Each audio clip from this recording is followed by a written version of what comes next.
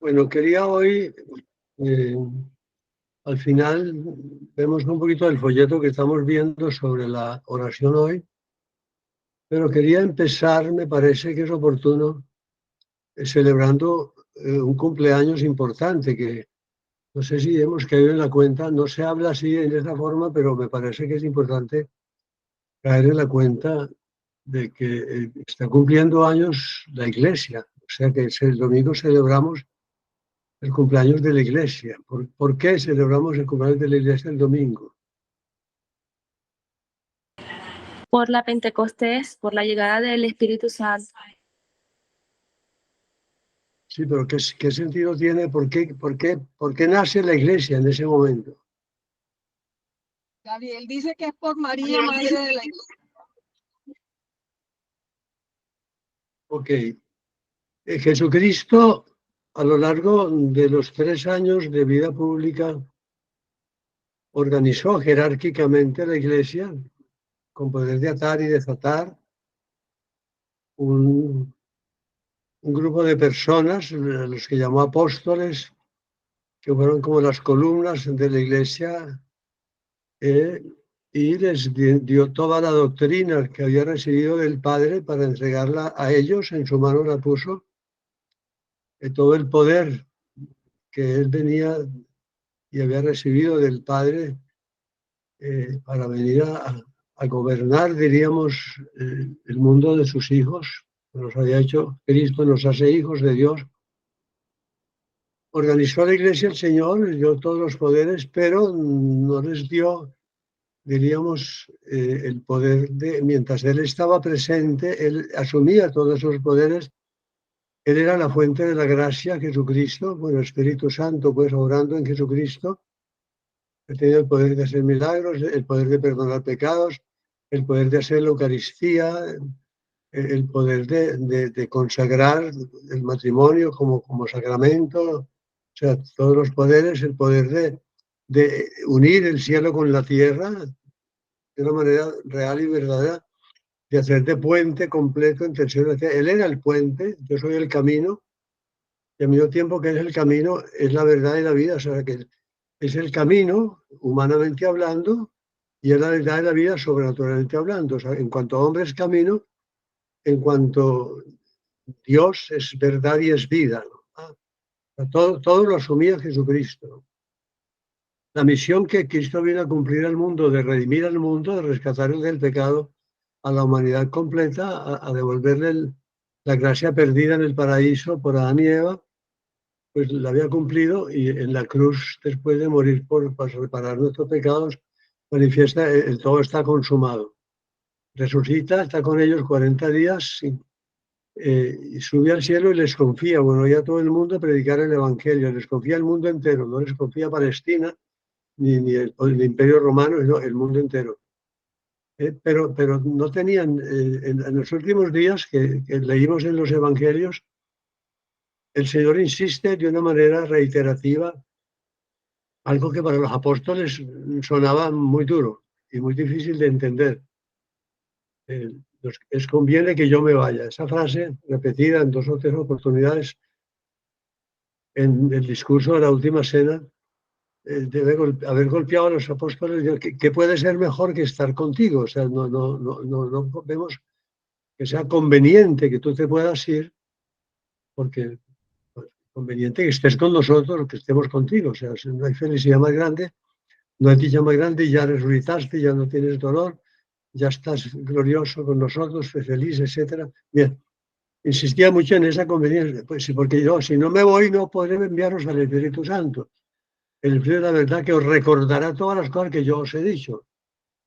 O sea, que la memoria, diríamos, con la que componen los apóstoles, los evangelistas, los evangelios, es propia del Espíritu Santo, que es el que recordará todos los acontecimientos por el Señor. San Juan, al terminar su evangelio, lo leímos hace 2 días, habla de que habrá muchas cosas que quedaron pendientes para escribir, pero quedaron en su cabeza, en su corazón, y que el Espíritu Santo se encargaría entonces de vivificarlas y de consolidarlas en el alma de los apóstoles para llevar a cabo la tarea que Dios había confiado a una institución que el Señor no la dio ningún nombre, en el griego eclesia es reunión, congregación, etcétera, que el día de Pentecostés tiene su comienzo, efectivamente. O sea, se suele analizar como una especie de paralelismo, que así como Adán y Eva fueron formados del lodo de la tierra, que indica que fueron formados, digamos, también,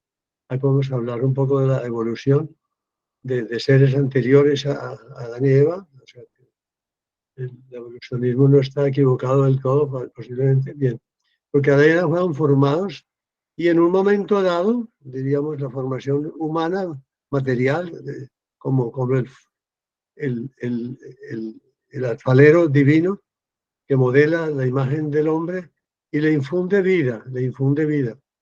Pues se suele decir también que la Iglesia en la vida de Cristo estaba formada, digamos, y forjada ya por las manos del alfarero divino también. Cristo la organización perfecta, pero le faltaba la vida, no tenía vida. O sea, los apóstoles habían recibido la orden de consagrar la Eucaristía, pero no podían hacerlo. Habían recibido el poder de perdonar los pecados, pero no podían hacerlo. Habían recibido la indicación de bautizar a toda la gente que creyera, pero no podían hacerlo. O sea, tenían todos los poderes, pero estaban como en potencia, no en acto, no estaban por tanto. El día de Pentecostés, todo aquello con aquella explosión de luz y de fuego y de viento impetuoso, una manifestación clara de la acción de Dios, reciben cada uno en lenguas de fuego, como sabemos todos, el Espíritu Santo. A partir de ese momento, ya cada uno de los apóstoles tiene ese poder. Cuando el día siguiente o los días siguientes, cuando consagran la Eucaristía, ya ellos saben que si dicen esto es mi cuerpo, ese pan se convierte en el cuerpo de Cristo y en el alma y en la divinidad de Jesucristo. Cuando le dicen a alguien yo te perdono los pecados, es que la limpieza es total y absoluta y los pecados quedan olvidados por parte de Dios. O sea que sí, empieza a existir la Iglesia como sacramento universal de salvación. Y es en la Iglesia donde encontramos, a través del bautismo y de cada sacramento, la vida sobrenatural, que es el Espíritu Santo actuando. O sea, Cristo actuó hasta ese momento. El Padre siempre es el que envía, el Padre siempre es el que confía. Cristo es el que actúa. Cristo con su figura humana y divina, Cristo actúa. Y digamos, durante el tiempo de Cristo, el Espíritu Santo está depositado en el alma de María, porque lo tuvo desde que fue concebida, y en el poder de Jesucristo, ¿no?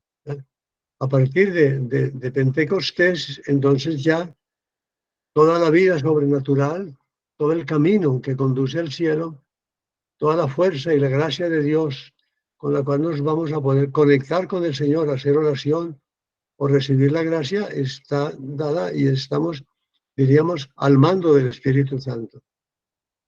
El Espíritu Santo es, diríamos, la esencia última, profunda, sobrenatural de nuestra vida cristiana.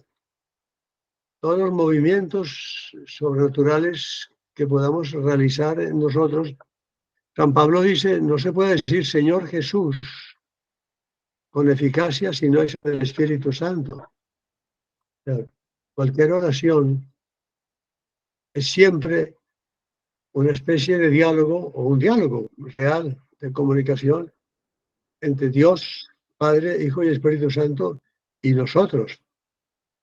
Esa oración la lleva el Espíritu Santo, la conduce el Espíritu Santo, la inspira, la acoge, la presenta al Padre, nos devuelve la gracia, nos diviniza, nos santifica. Dioses sois, decía el Antiguo Testamento, dioses seréis, y realmente hay una divinización real en nuestra vida personal, de tal manera que la filiación divina, que San Pablo dice, cuando llegó la plenitud de los tiempos, envió Dios a su Hijo, nacido de mujer, nacido bajo la ley, para que recibiéramos la adopción de hijos por la gracia del Espíritu Santo. Ya entonces, al venir el Espíritu Santo, se actualiza lo que Dios había querido pues hacer con nosotros, que era hacernos sus hijos reales, ¿no? el prólogo del Evangelio de San Juan, que le recibió les dio el poder de llegar hijos de Dios, que no nacen ni de la carne ni de la sangre, sino de la voluntad de Dios.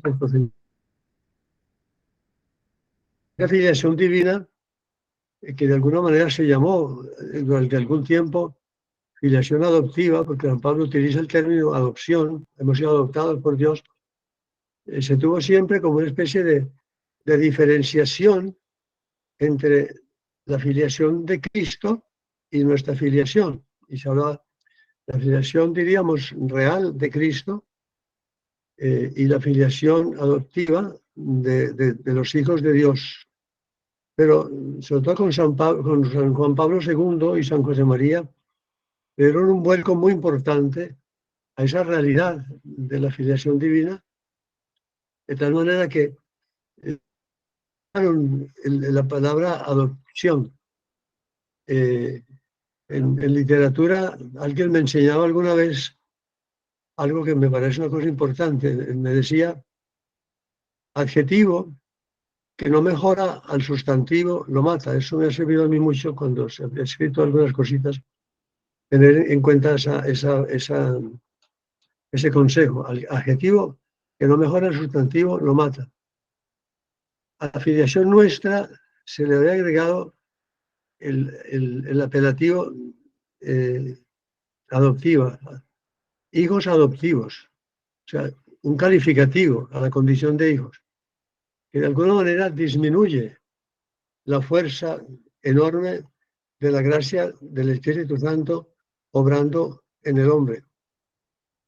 O sea, la adopción nuestra no es una adopción jurídica, análoga a la adopción jurídica, donde existe, sí, el amor y el cariño de los padres adoptivos, etcétera, pero no existe el ADN que los vincula genéticamente. El análisis genético de un hijo adoptivo demuestra claramente que no son los padres biológicos no son sus padres reales, etcétera. O sea, se aman mucho, etcétera, pero hay una diferencia. En cambio, en el caso nuestro, se puede decir, claro, no hay una fórmula para discernir, diríamos, en un laboratorio del ADN sobrenatural, como es natural, es espiritual. Pero podemos garantizar que el ADN de Cristo y el ADN nuestro son el mismo ADN. El Espíritu Santo, podríamos llamarlo así, que es como el ADN, claramente es el mismo Espíritu que encarnó a Cristo en las entrañas de Nuestra Señora. ¿Eh? Es el mismo Cristo que el Espíritu Santo forja también en el alma de cada uno de nosotros. O sea, en cierto modo podemos decir que cuando se encarna Cristo está en María. La encarnación del Verbo hace que Cristo esté realmente con tu cuerpo, con su sangre, con su alma, con nada. Pero no es María. En cambio, con el Espíritu Santo, que descendió el día de Pentecostés y que está en la Iglesia para vivificarnos a nosotros, podemos decir que el Señor, el Espíritu Santo, encarna a Cristo en nosotros. Ya no en las entrañas de la Virgen, sino en las entrañas de la Iglesia, ¿no? Pero se encarna en nosotros de tal manera que nos da una vida sobrenatural, una vida divina, que nos da esa misma vida sobrenatural, esa misma vida divina, es Cristo mismo. Es Cristo mismo. Por tanto, en la palabra adopción, la palabra adopción desaparece. Somos hijos, y para que quedara claro cuál es la razón de nuestra filiación, el Papa Juan Pablo II, de alguna manera, concretó teológicamente, dice, somos hijos en el Hijo, somos hijos en Cristo. Nuestra filiación es una identificación real. La palabra identificación es muy importante tenerla en cuenta, porque en la vida corriente, la palabra identidad o identificación solemos como decir algo que es muy parecido, ¿no? Dos frascos, dos gemelos univitelinos, de pronto, es que son idénticos, dice la gente, ¿no? Dos vasos son idénticos, podría decir, o sea, son igualiticos, pero son idénticos, etc. Pero es falso, o sea, dos cosas no pueden ser idénticas, una a otra nunca puede ser idéntica. La identidad solo es consigo mismo, solo es idéntico a sí mismo. El fulanita es idéntica a la persona que lleva un nombre que no es la del marido, sino el suyo propio, ¿no? Michelle Staples es idéntica a la señora Michelle ¿de qué? De guerra. Me olvidó el nombre. Ok. Se nos ha ido contagiando, padre, todo. Entonces, exactamente. Ese es el peligro de envejecer. Ok. Bien. Entonces, en Cristo y nosotros existe identidad. Una identidad de hijos de Dios. O sea, todos somos idénticos en ese sentido. No idénticos físicamente, ni morfológicamente, ni temperamentalmente, no. Pero hay una identidad real y por eso Cristo nos ama, no como si fuéramos hijos, sino porque somos hijos. Porque somos hijos. En la parábola del hijo pródigo o del padre misericordioso se ve muy claramente lo que sucede con aquel hombre que todo lo perdió, todo lo derrochó de mala manera, con malas mujeres, etcétera, etcétera, todo. Perdió el honor de su papá, de su mamá, etcétera. Todas las cosas que pudo. Se dedicó a criar cerdos, lo peor para un judío. O sea, todo lo perdió. Pero de pronto resonó, iré a la casa de mi padre. O sea, sigue siendo hijo. Esa condición de hijo, esa libertad del pecado, diríamos, que implica la filiación divina. Nuestra cédula de identidad es hijos de Dios, ¿no? Bien. Pero todo esto, les decía, yo un poco me desvié, todo esto que la Iglesia, que el Señor entrega, nos lo entrega a través de la Iglesia. A través de la Iglesia, todas las riquezas de la vida sobrenatural que recibimos, esa posibilidad y esa capacidad de dialogar con Dios de tú a tú, esa posibilidad, esa capacidad de llamar a Dios Padre, esa capacidad y esa posibilidad de recibir el perdón de los pecados, por grande que sean los pecados, esa capacidad de comulgar con el cuerpo de Cristo, etcétera. Todo esto se nos da a través de la Iglesia. O sea, la Iglesia se ve intermediaria claramente y por eso la vida sobrenatural que no está vinculado con la Iglesia no es vida sobrenatural. La persona que dice, no, yo hablo con Dios directamente, yo no necesito la Iglesia, no necesito sacramentos, no necesito confesarme, yo me relaciono con Él, luego intermediarios y tal. No, está equivocada, o sea, no. Tener a Dios por padre, decía un padre de la Iglesia, que no tenga la Iglesia por madre.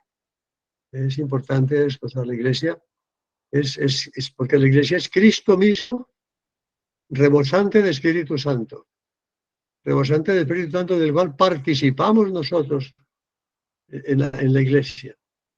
Pero la Iglesia es el vientre, las entrañas maravillosas, ¿no? A través de las cuales Dios nuestro Señor va engendrando hijos, va engendrando ciudadanos del cielo que estamos de paso por la tierra. Y por eso entonces los sacramentos que Dios instituyó, que Cristo instituyó, se hacen vivos, se hacen vida. Y la Iglesia, como buena mamá, que alimenta a sus hijos, que cuida de sus hijos, que enseña a sus hijos, que protege a sus hijos, que bendiga a sus hijos. Por tanto, toda oración que hacemos nosotros, al hacerla en comunión con la Iglesia, como hijos de la Iglesia, es hecha por el Espíritu Santo y por tanto vivifica totalmente a toda la Iglesia. Cualquier palabra que decimos al Señor, cualquier oración que pronunciamos, máxime si hacemos un sacramento, etcétera, cualquier petición que hacemos, cualquier obra buena que hacemos nosotros, automáticamente, como por ósmosis, se desborda en la Iglesia. Continuamente, este rato que estamos haciendo aquí de oración, de contemplación, de meditación, de diálogo, etcétera, que estamos haciendo y que hacemos los martes y los jueves, todo esto está produciendo energía sobrenatural, gracia de Dios, que fecunda a la Iglesia entera, que hace bien en Ucrania, que hace bien en Israel, que hace bien en Gaza, que hace bien en Haití, que hace bien en Roma para el Papa, o sea, que hace bien a pecadores que están necesitando conversión, que hace bien a sacerdotes que están necesitando convertirse también, etcétera. O sea, todo el bien que hay en el mundo es obra del Espíritu Santo. Los frutos del Espíritu Santo que todos conocemos, pues son obra del Espíritu Santo. Cuando hay paz, cuando hay alegría, cuando hay mansedumbre, cuando hay serenidad, cuando hay consuelo, cuando hay esperanza, pues todo esto es porque estamos produciendo continuamente y podemos orientar con el ofrecimiento que hacemos de nuestra vida o de nuestras obras, podemos orientar, que pedimos por esta intención, no por esta otra intención. Pero es muy importante pues que sintamos esa unidad con la Iglesia, esa afiliación a la Iglesia, ese amor a la Iglesia. San José María nos enseñó mucho a amar a la Iglesia, o sea que se enorgullecía del amor a la Iglesia que ha puesto Cristo en mi corazón. Y él hablaba siempre de sus tres grandes amores, de Cristo, de María y del Papa. O sea, son los tres grandes amores de José María que hemos procurado heredar en el Opus Dei. Son esos tres, Cristo, María y el Papa.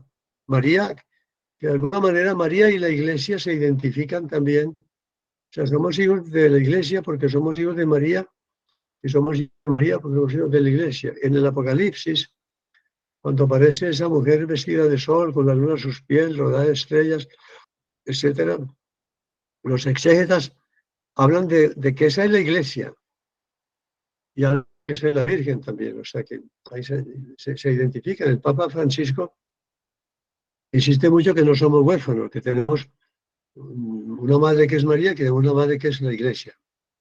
Y por tanto, un amor muy grande, ¿no? Entonces, es en la Iglesia del bautismo donde se nos entrega, diríamos, como el primer kit de la vida sobrenatural. O sea, en el bautismo, con la gracia santificante, recibimos las tres virtudes teologales que se infunden, son naturales, vienen de Dios. Por tanto, al nacer, la persona tiene ya la semilla de la fe, la semilla de la esperanza y la semilla de la caridad, que simplemente habrá que hacerlas, ¿no? Como grano de trigo que cae en la tierra, pues se rompe y se vuelve planta, pues de una manera, etcétera. Cuando las primeras virtudes que se fomentan en la vida cristiana, en el inicio de la vida cristiana, es eso, la virtud de la fe, de la esperanza y la caridad. O sea, la fe para creer lo que el Señor nos ha revelado, la esperanza para saber. Desde muy temprano los niños ya saben, aprenden que hay que ir al cielo, la vida sobrenatural, que Dios nos espera. Cuando se muere un abuelito, los niños ya aprenden que el abuelito está en el cielo, o sea, la esperanza de llegar. Y la caridad, pues que es el amor, que es la raíz y la razón de todo lo que hacemos en la vida nuestra, es el amor a los demás, ¿no?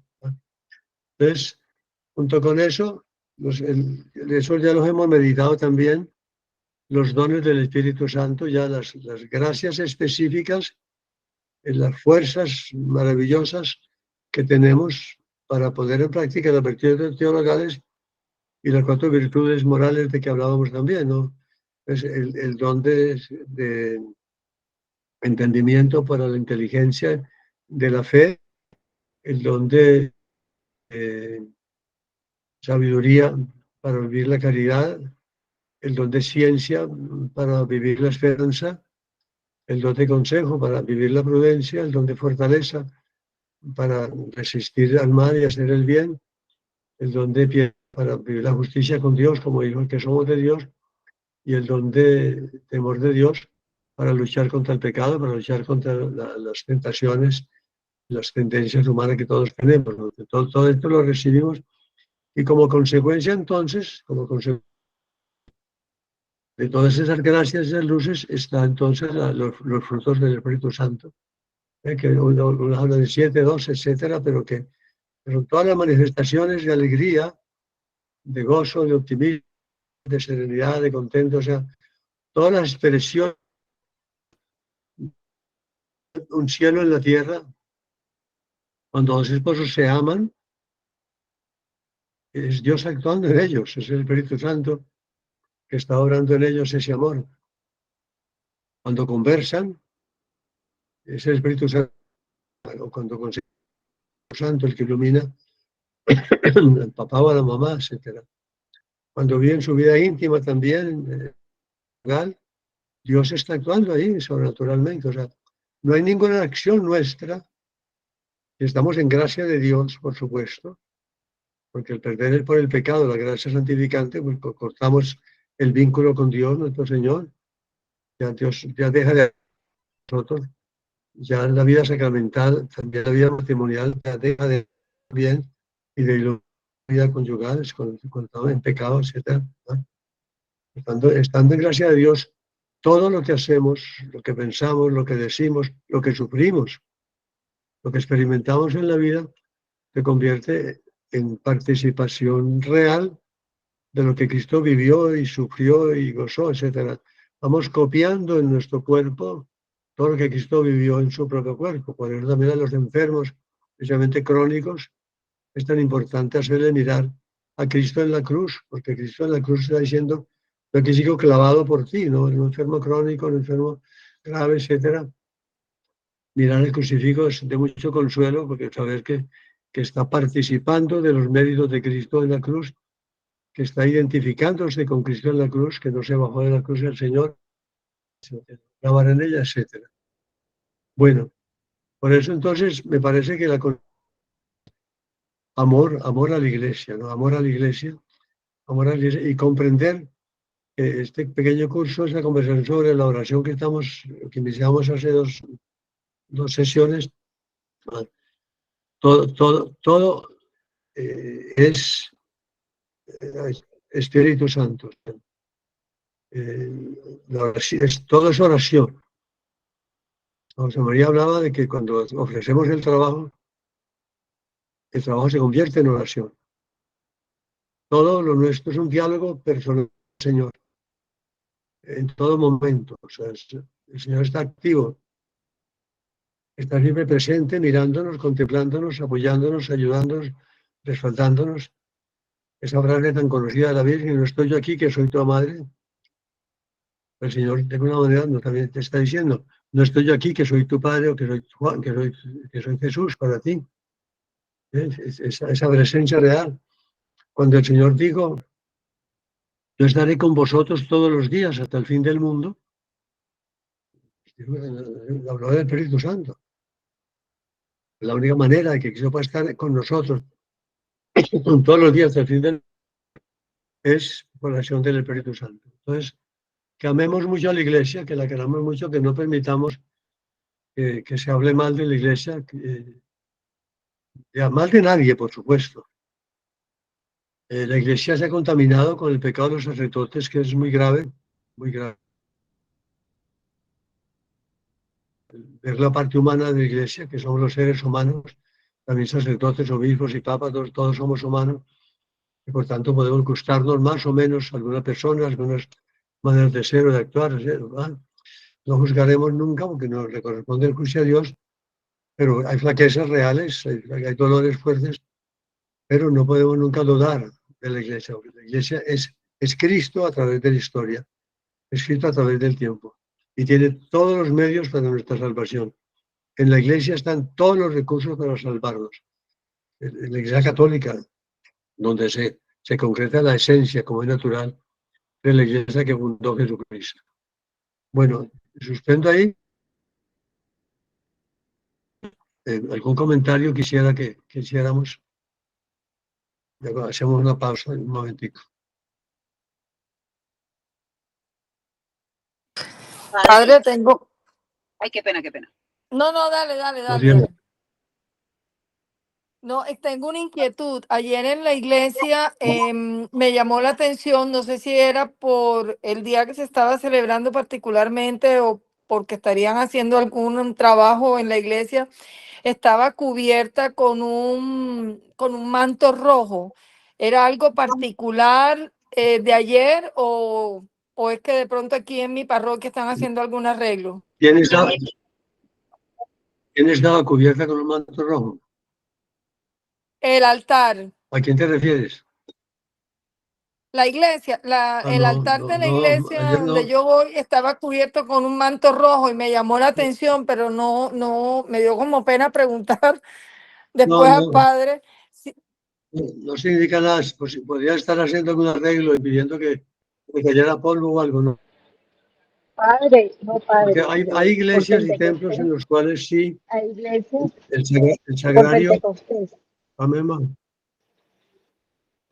por Pentecostés, es por como el la domingo. celebración de la fiesta de Pentecostés, muchas personas, pues muchas iglesias cubren los altares con cortinas rojas. Y bueno, no alcanzan de pronto a retirarlas antes de la misa del lunes o del martes, pero yo pienso que puede ser por la fiesta de Pentecostés, ¿no? Porque el rojo identifica esa efusión del Espíritu. Así pasa en mi Sí, parroquia también. Mema, Sí, yo eso, también ya perfecto, la vi Mema, eso es la verdad. de- Hay templos, en que, hay sacerdotes en parroquias en que les gusta reflejar el color del día. Cada fiesta tiene su color diferente, de acuerdo a la liturgia. O sea, el Espíritu Santo, por un lado, y los mártires, por otro lado, se representa siempre con el color rojo, los ornamentos del sacerdote, el cubre sagrario, etcétera, y a veces también, pues, algunos otros lienzos, como el que Mariela puede haber visto allá en la iglesia, que van del color del día, ¿no? Y es una semana de tiempo ordinario, que no hay santo especial, el color es verde, tiempo ordinario. El color blanco es el fiesta de los santos normales y corrientes, y las grandes fiestas de Jesucristo y de la Virgen son con color blanco, ¿no? El color morado, pues es de Adviento y de Cuaresma y de difuntos, ¿no? Es posible que haya sido eso, Mariela, pero ayer era la fiesta de la Virgen Madre de la Iglesia, precisamente. Por tanto, ayer no sería litúrgicamente poner el rojo. El domingo sí, como dice Mema, que es el día de Pentecostés. Rojo. Amén. Ok, ¿qué más? Padre, yo me perdí en un pedacito que yo sé que usted explicó extensamente, pero yo no me puedo ir sin esta clase sin que usted me la aclare. La afiliación, o sea, ¿Perdón? la afiliación adoptiva, ¿ok? Se entiende porque obviamente nosotros sí somos hijos de Dios, claramente, directamente no somos adoptivos, pero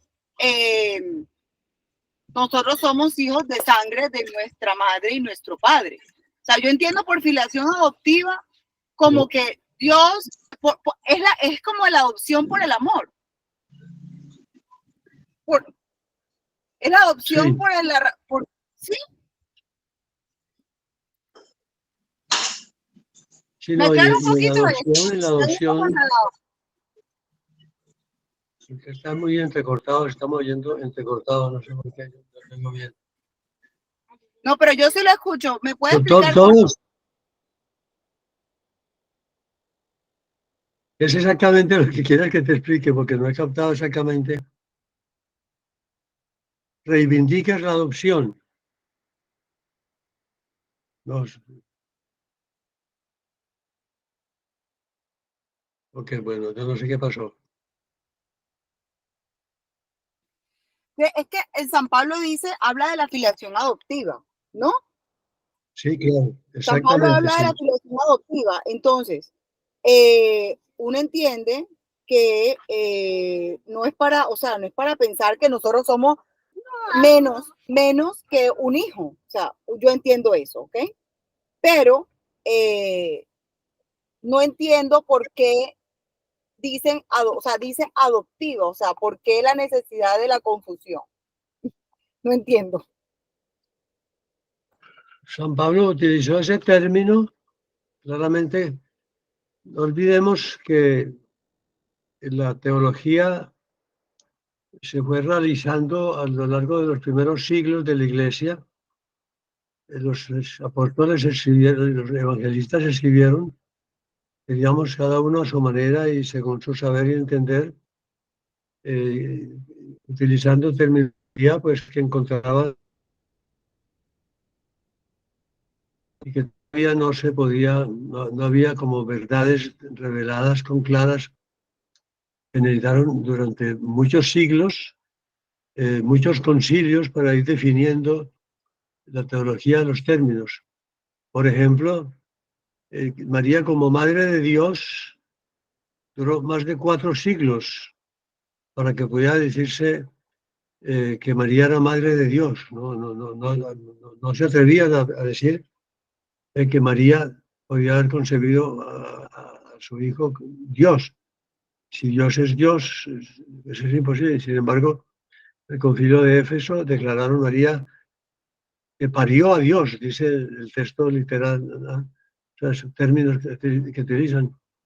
Jesucristo, Dios y hombre verdadero, hubo teólogos católicos en el primer siglo de la Iglesia en que decía que Jesucristo no era verdadero hombre, sino un hombre ficticio, o que Cristo no era verdadero Dios, etcétera. O sea que la teología de los primeros siglos, las palabras de los primeros siglos, necesitan ser de alguna manera como mejoradas. Y durante la teología católica, pues acogió la adopción de San Pablo como la adopción real, ¿no? Pero con Juan Pablo II, con San José María, pues Juan Pablo II, que es el que tiene autoridad, digamos, esa frase que les dije, adjetivo que no mejora el sustantivo lo mata, o sea, y por tanto, esa afiliación no está, y por tanto, teológicamente, Juan Pablo lo utiliza, la teología, el desenvolvimiento de la teología se actualiza, que ya hay que debe ser eliminado, aunque haya textos, muchos textos todavía que lo proclaman ¿verdad? O cuando uno dice plata alemana, es que ya no es plata, ¿no? O sea, claramente, o sea, el adjetivo plata alemana hace que lo que se diga no sea plata, ¿eh? Etcétera, a eso me refiero.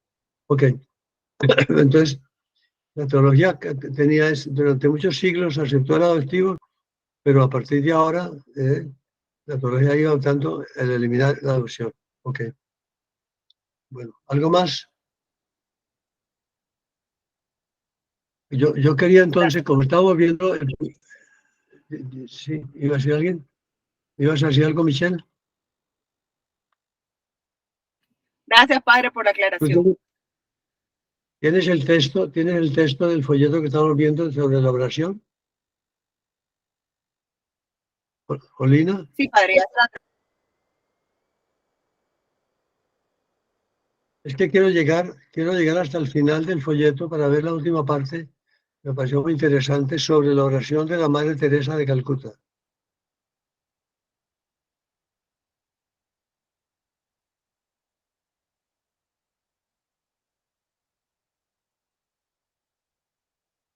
¿Lo tienes? Sí, padre, sí, sí. ¿Lo están viendo? Aparece, sí. Ok. Ese es. Ok. Al final. Ya voy. Al final.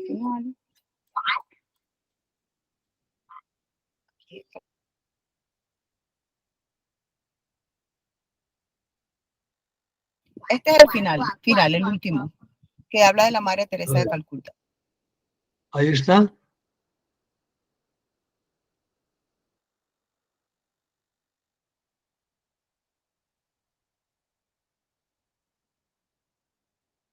Ok, pero desde el comienzo. Entonces.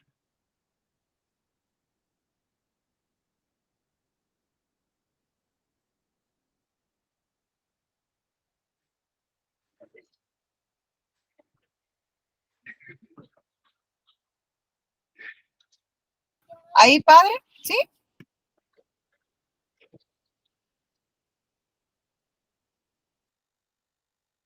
Venga. No, empieza capítulo 4, Capítulo cuarto. Capítulo 4. Madre Teresa de Calcuta. Atrás un poquitico.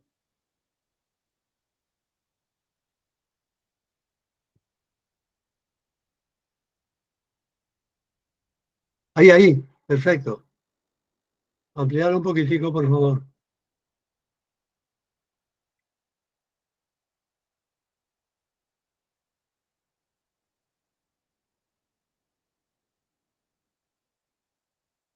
Ok. ¿Se puedes leer? Padre, estoy en el carro. Si alguien puede leer con mucho cariño, les voy moviendo, pero estoy en el carro, está complicadito. A ver, ¿quién quiere leer? Yo colaboro, padre. Padre, Karen, Sí, listo. señora. Dijo en la ONU, solo soy una pobre monja que reza. Esta es la definición que dio Madre Teresa de sí misma. Sí, es importantísimo esto, ¿no? Importantísimo esto, porque, claro, la esencia de su vida como religiosa y de la tarea que realizaba y que siguen realizando sus monjas, solo se explica, y ella, ahora lo veremos, solo lo explica por su vida de oración, ¿no? Eso es el punto que estamos viendo desde el inicio de este curso, que todo lo que hagamos solo tiene valor si está acompañado por la oración. Lo que esa definición es muy hermosa, ¿no? Soy una pobre monja que reza, ¿no? Claramente. Juan Pablo II, de alguna manera, era lo mismo, ¿no? O sea, que toda su vida, alguna vez le preguntaron a Juan Pablo II, ¿cómo es su oración, santidad? Y él contestó con una sonrisa, dice, habrá que preguntarle al Espíritu Santo, claramente. Ok. Entonces, pero es muy importante ese punto dentro del curso sobre la oración que estamos iniciando. Somos lo que somos como personas de oración. Valemos como vale la vida de oración de Cristo nuestro Señor. Y valemos por la oración que hacemos. Oración pobre, oración raquítica, oración pequeña, no oración, oración corta, oración, no digo hacer muchas oraciones, ¿no? Sino vida de oración. La cosa es rezar oraciones, que no es eso, sino vivir una vida de oración. Es lo que estamos buscando con la gracia de Dios. Encarnar, de alguna forma, la vida de oración. Que todo sea un diálogo con el Señor ininterrumpido. Que todo sea una conversación con el Señor ininterrumpida. Que todo sea un coloquio con el Señor ininterrumpido. Que todo sea una charla amistosa. Esa es nuestra vida. Ok. Lee, por favor, Karen.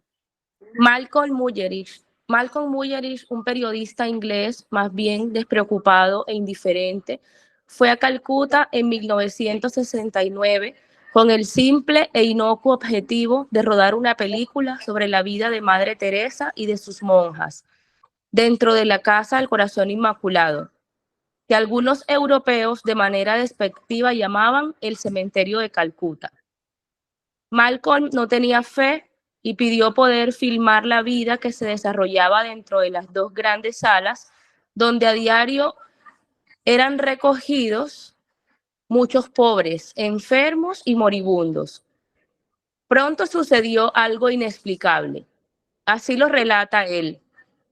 Parte de la tarea de las monjas era recoger a los moribundos por las calles de Calcuta e introducirlos en un edificio, un antiguo templo dedicado al culto de la diosa Kali, donado a la Madre Teresa con el fin de que, como dice ella, mueran a la vista de un rostro que los ama. Algunos mueren, otros sobreviven y son curados. Esta casa de moribundos está muy poco iluminada por unas pequeñas ventanas en lo alto de las paredes. Haz un momentico, Karen, por favor.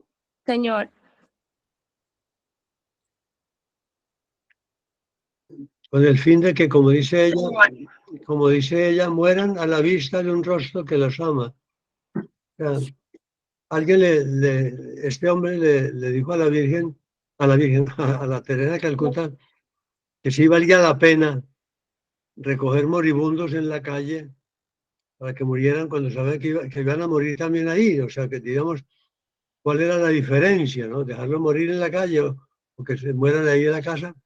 Y la Madre Teresa dijo eso, ¿no? Pero mueren a la vista de un rostro que los ama. Esa es la gran diferencia, ¿no? No es lo mismo morir en la calle que morir ante alguien que lo está mirando con cariño, con amor, ¿no? Creo que es muy bonito eso y quiero enfatizarlo, ¿no? La grandeza de la labor de ella era esa, ¿no? ¿Ah? De que estas personas que no morían y los que sobrevivían, pues ni se diga, ¿no? Ok, sigue, por favor.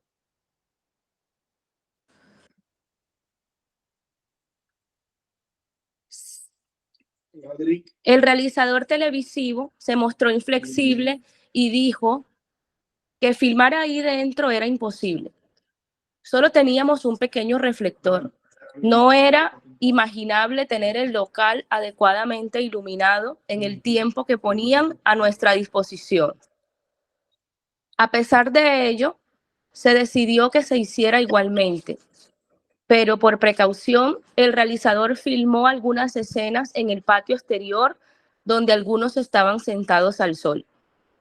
En la película Desvelada, la parte filmada en el interior apareció tamizada por una hermosa luz especialmente tenue, mientras que la parte filmada en el exterior aparecía gris y borrosa.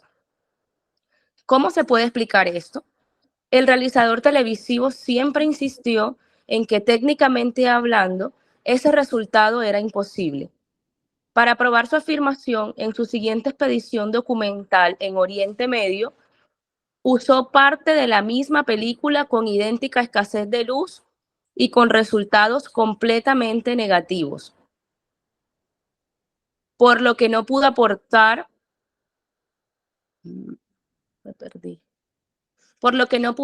ninguna explicación. Simplemente elevaba los hombros y admitía que pasó así. Yo estoy totalmente convencido de que en realidad esa luz inexplicable técnicamente es la Kindly Light, la luz amable, a la que se refiere Henry Newman en su exquisito y célebre himno. Pero el verdadero milagro era otro. Malcolm Muggeridge observó con atención lo que ocurría en los dos grandes dormitorios y luego se permitió decir a Madre Teresa: Madre, aquí hay todo lo que basta para tener el infierno en la tierra. Hay miseria, hay gente desnutrida, hay esqueletos que están solo cubiertos por la piel. Aquí está la muerte, se la ve directamente. Sin embargo, aquí todos sonríen. No hay desesperación, sino alegría de vivir. Madre, ¿por qué? Madre Teresa estaba alimentando a una pobre mujer desnutrida recién recogida de las calles.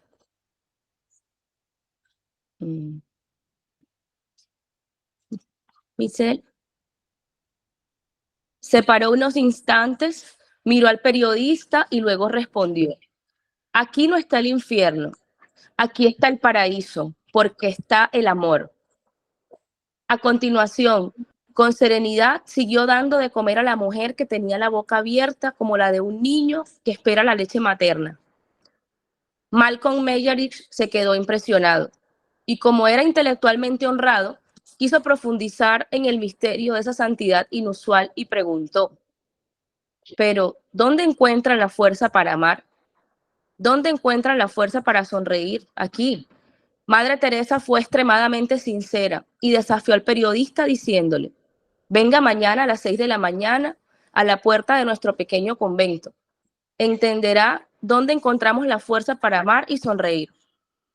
Al día siguiente, puntual como auténtico inglés que era, Malcolm estaba delante de la puerta del pequeño convento. Madre Teresa también puntual lo recibió y lo llevó a la paupérrima capilla, sin bancos para sentarse, donde un grupo de hermanas con el sari de las mujeres que no...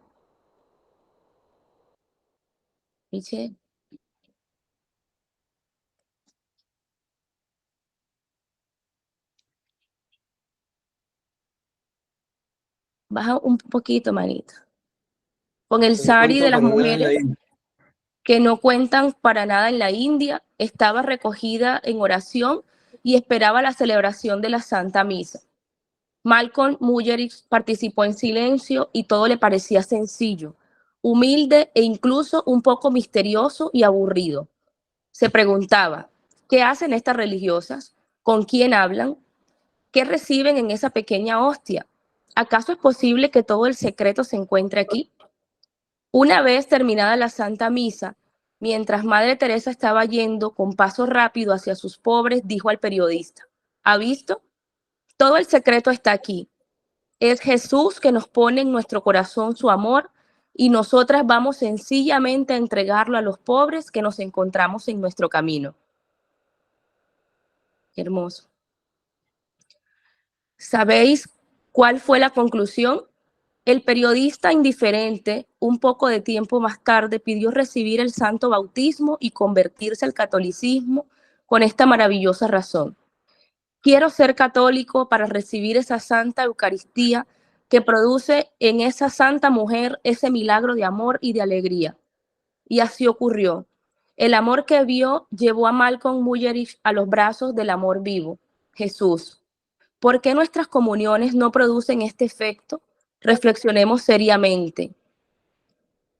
Sigamos aún los pasos de esta monja que reza. Cuando en 1979 se extendió la noticia de que el Premio Nobel de la Paz había sido otorgado a Madre Teresa de Calcuta, fue una gran sorpresa. No sorprendió el hecho de que el premio hubiera sido dado a Madre Teresa.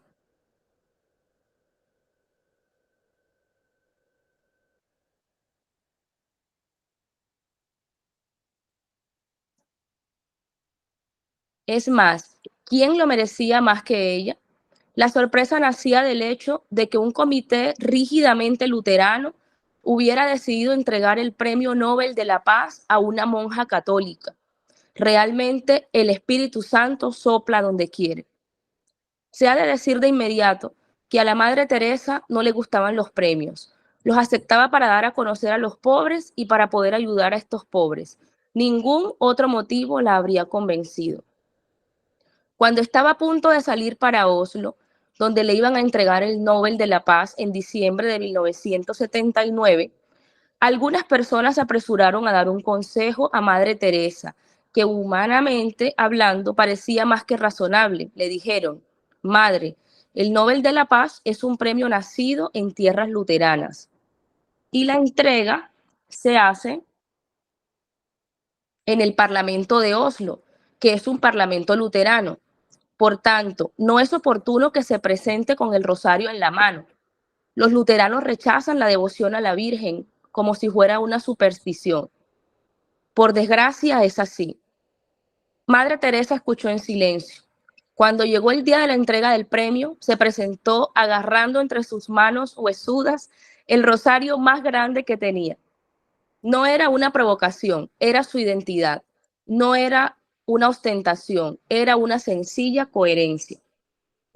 Madre Teresa recogió el premio con toda su sencillez y dio un memorable discurso que venía directamente de su corazón y que hizo torcer el hocico a más de uno, pero que reveló una vez más las profundas convicciones que guiaban toda su acción. ¿Querían premiar su acción? Bien, entonces tenían que saber de dónde partía su acción. Realmente es aquí donde brilla la profunda honradez de Madre Teresa. Y las últimas palabras pronunciadas por Madre Teresa con motivo de la entrega del Premio Nobel de la Paz son una sincera invitación a orar para que se abran los ojos sobre el terrible y tan difundido delito del aborto. Dijo: les pido hoy, Majestad, Excelencias, señoras y señores, que han venido de todos los países de la tierra, recen para que tengamos el valor de proteger la vida del no nacido. Aquí en Noruega tenemos ahora la ocasión de abogar por esta causa. Pero la providencia quiso que Madre Teresa llegara a hablar ante la mismísima Asamblea de las Naciones Unidas. Los objetivos de la ONU no eran en gran medida sino exclusivamente políticos, como es bien sabido. Madre Teresa siempre buscó permanecer ajena a toda política partidista.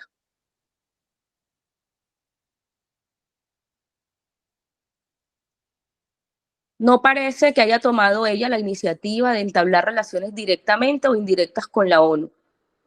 Sí parece, en cambio, a partir de los documentos de las Naciones Unidas, que por medio de su secretario general Javier Pérez de Cuellar, se tomó la iniciativa de invitarla a un acto público que tuvo lugar el 26 de octubre de 1985. En aquella circunstancia, además de conmemorar el 40º aniversario de la fundación de este organismo internacional, la ONU quiso rendirle homenaje, proyectando un documental titulado The World of Mother Teresa, El mundo de la Madre Teresa, realizado por la colaboradora canadiense de su obra, Ann Petrie. Pérez de Cuellar hizo la presentación de Madre Teresa a todos los participantes en la ceremonia, a la cual había sido invitado el entonces arzobispo de Nueva York, el cardenal J. O'Connor. Quizás Entre todas las definiciones de Madre Teresa dadas en vida y tras su muerte, todas más o menos relacionadas con la santidad de su vida, con su generosidad en el servicio a los más pobres de los pobres, la de Pérez de Cuéllar fue la más sorprendente y paradójica. Pérez de Cuéllar dijo que Madre Teresa era la mujer más poderosa de la tierra. Estas fueron sus palabras. Esta es una sala de palabras. Hace unos días tuvimos a los hombres más poderosos de la tierra. Hoy tenemos el privilegio de tener a la mujer más poderosa del mundo. No creo que necesite presentarla. Ella no precisa de palabras, sino de hechos. Creo que la mejor forma de rendirle homenaje es decir que es mucho más que yo, mucho más que todos nosotros. Ella es las Naciones Unidas. Ella es la paz en el mundo. Madre Teresa, ante estas palabras altisonantes, se hizo todavía más pequeña, pero su fe era grande y su valentía igualmente grande. Mostró la siempre presente corona del rosario y dijo: yo soy solo una pobre monja que reza. Rezando, Jesús me llena el corazón de su amor y yo voy a donárselo a los pobres que encuentro en mi camino. Hizo un momento de silencio que pareció una eternidad. Luego añadió: recen también ustedes. Recen y se darán cuenta de los pobres que tienen al lado. Quizá muy cerca de ustedes, quizás muy cerca de sus casas, quizá incluso en sus casas existe quien espera su amor. Recen y los ojos se abrirán y el corazón se llenará de amor. Decidme si esta mujer no tenía un valor de león. ¿Y dónde encontraba el valor? En la oración. Sigamos su ejemplo, que este año dedicado a la oración despierte en cada uno de nosotros la humildad que nos hace caer de rodillas y que salga del corazón una verdadera oración.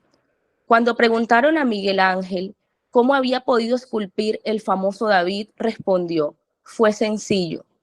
Bastó con quitar el mármol que escondía la obra maestra.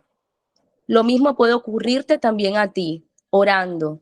Deja caer un poco tu orgullo. Ora con mucha fe y humildad y saldrá la obra maestra que Dios ha esculpido dentro de ti. Ok, no quise interrumpir, me parece que era precioso todo este comentario. Queda clarísimo que toda la vida cristiana auténtica se fundamenta en la vida de oración, ¿no?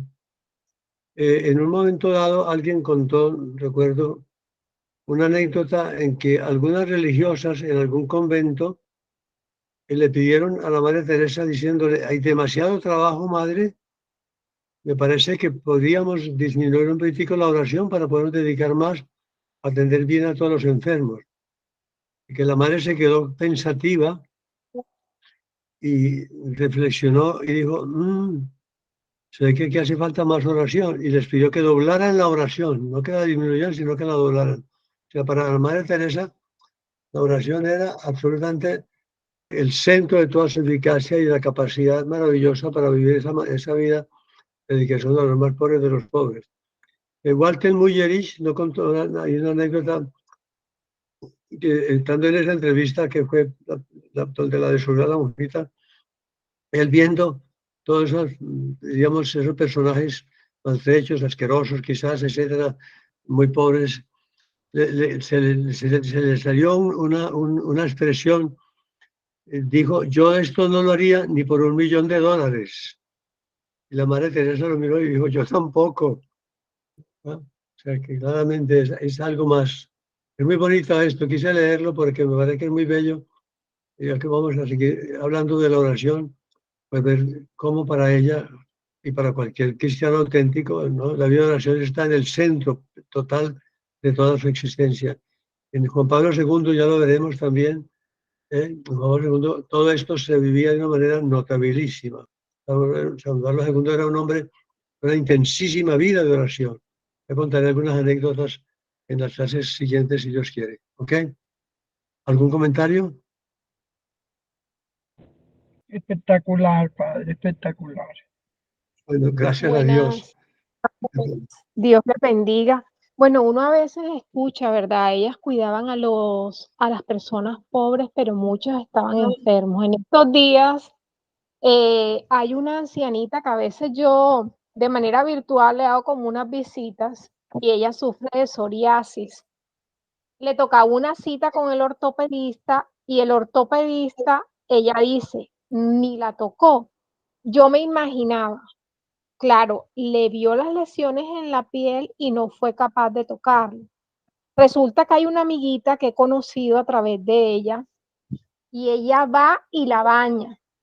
Entonces, si nosotros lo vemos allí realmente plasmado en eso que ellos escriben a Dios, Adelante. el que hace que esas personas tengan, Oye, estoy traten con amor, limpien y lo traten con amor. Realmente se necesita ese don de Dios para poder hacerlo. Eliana, gracias. Yo me despido porque me están esperando con cierta urgencia aquí abajo. Dios te salve María, llena eres de gracia, el Señor es contigo. Bendita tú eres entre todas las mujeres, bendito es el fruto de tu vientre, Jesús.